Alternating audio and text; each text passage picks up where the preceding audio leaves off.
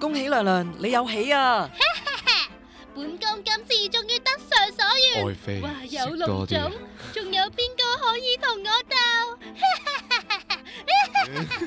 啟稟娘娘，皇上得知娘娘有喜，龍顏大悅，特意命人準備咗貢品，生奶芝士同上等鳳肉，為娘娘補充營養。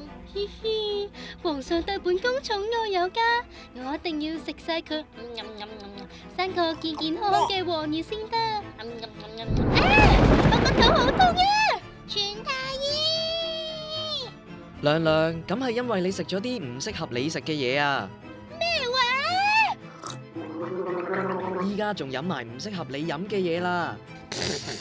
懷孕期間唔好食容易受李斯特菌污染嘅食物，例如生奶芝士、凍肉、煙三文魚等等。李斯特菌可以經由受感染嘅孕婦傳俾胎兒，有機會導致流產、早產啊！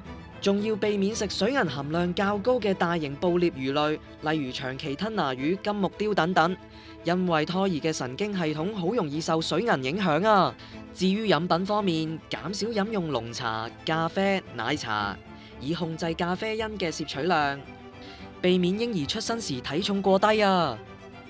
娘娘，孕婦嘅飲食對胎兒成長影響甚大啊，要多加注意。娘親真係唔易做啊！孩兒，為咗你同我哋嘅將來，我一定會好好照顧自己。